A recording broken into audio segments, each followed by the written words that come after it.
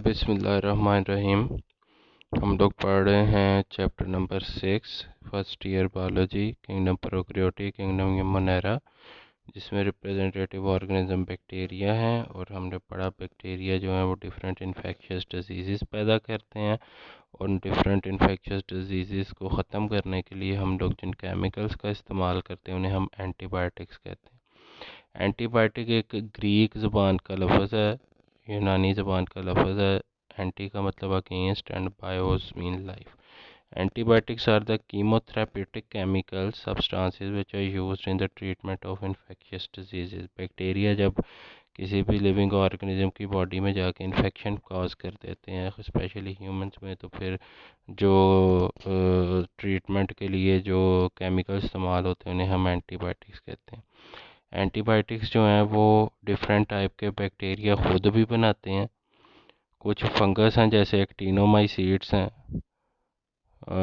ये fungi like protist हैं, और फंजाई ट्रू फंजाई वो भी एंटीबायोटिक्स बनाती हैं।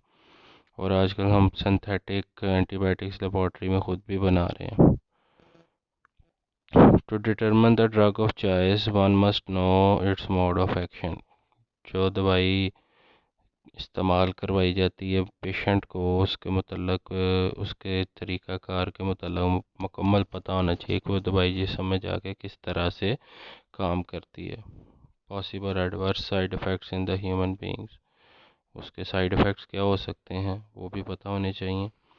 Massive quantities of antibiotics are being prepared and use. बहुत ज़्यादा मकदार में एंटीबायोटिक्स बन रही हैं और इस्तेमाल हो रही हैं, जिससे क्या हो रहा है, ड्रग रेजिस्टेंस पैदा हो रही है। एंटीबायोटिक से जो माइक्रो ऑर्गेनिज़म हैं वो रेजिस्टेंट होते जा रहे हैं, उनमें भी एक एवोल्यूशन का प्रोसेस होता है। उनका भी बेसिक पर्पज़ वही है, सेल सर्वाइवल और सर्वाइवल ऑफ स्पीशी। तो वो बैक्टीरिया जो हैं वो अपनी बका के लिए रेजिस्टेंट होते जा रहे हैं, उनमें जो है वो जेनेटिक मॉडिफिकेशंस होती जा रही हैं, इवॉल्व होते जा रहे हैं वो। इससे क्या हो रहा है, जैसे रेजिस्टेंट डिजीज़ जो है ना वो ज़्यादा हो रही हैं, उनकी ट्रीटमेंट मुश्किल हो रही है। Misused antibiotics can interact with the human metabolism and in severe cases can cause death of human being. Antibiotic अगर रिएक्शन कर जाती है, एडवर्स रिएक्शन कर जाती है, उससे ह्यूमन बीइंग की डेथ भी हो सकती है।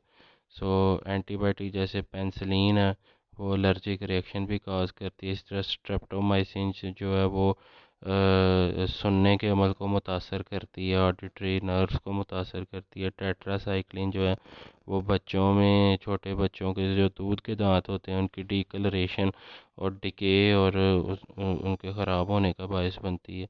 सो एंटीबायोटिक हमेशा जो है वो यूज़ करनी चाहिए डॉक्टर या फिजिशियन जिसे हम कहते हैं उसकी प्रिस्क्रिप्शन पे, और रेगुलर इंटरवल्स के बाद डोज लें। अपनी मर्ज़ी से एंटीबायोटिक्स बिल्कुल इस्तेमाल ना करें। तो ये था जी uses and misuses of antibiotics. Next हमारा टॉपिक है छोटा सा, वह characteristics of cyanobacteria. Cyanobacteria are the key organism which indicate the evolution of green algae from bacteria. तो साइनोबैक्टीरिया का दूसरा नाम ब्लू ग्रीन एल्गी भी है।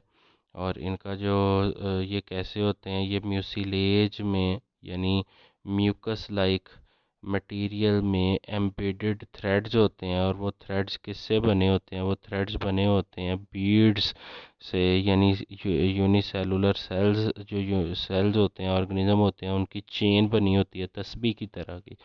और वो धंसी हुई होती है, एम्बेडेड होती है किसमें, म्यूसिलेज में, जिसे हम लोग म्यूकस लाइक मटेरियल भी कह सकते हैं। ये जो लंबे लंबे फिलामेंट्स होते हैं, इसमें डिफरेंट टाइप के सेल्स एग्जिस्ट करते हैं। और जो सेल्स होते हैं वो ब्लूइश ग्रीन शेड देते हैं। उनका जो ब्लूइश ग्रीन शेड होता है वो स्पेसिफिक जो हैं फोटोसिंथेटिक पिगमेंट्स उनकी वजह से होता है। उसमें जो फोटोसिंथेटिक पिगमेंट्स हैं वो कौन कौन से हैं, फाइकोबिलेंस हैं, फाइकोसायनिन। फाइकोसायनिन जो है ये ब्लूइश शेड देता है, फाइकोबिलेन जो है ये ग्रीनिश शेड देता है। फाइकोबिलेंस जो हैं इनके छोटे छोटे मालिक्यूल्स होते हैं, और ये मालिक्यूल्स क्लस्टर्स की फॉर्म में गुच्छे बना के एक जगह पे इकट्ठे हो जाते हैं इसमें सेल के अंदर, और वो एक बॉडी बना देते हैं पूरी, जिसे हम लोग फाइकोबिलिसोम कहते हैं।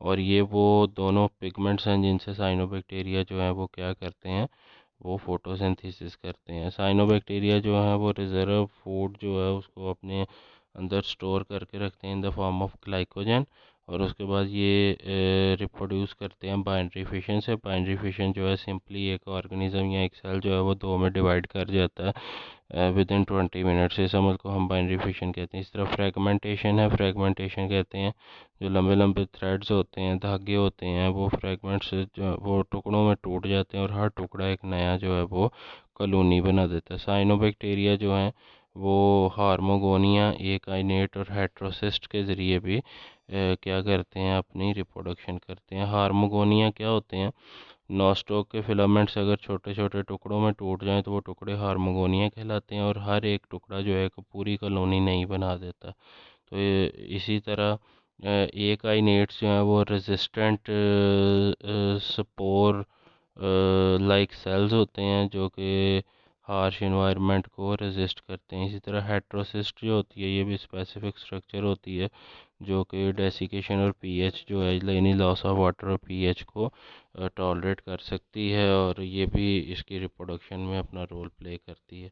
सो हार्मोगोनिया, एकाइनेट्स और हेट्रोसिस्ट ये कुछ स्ट्रक्चर्स हैं which are involve in the reproduction of cyanobacteria which are also known as blue green algae.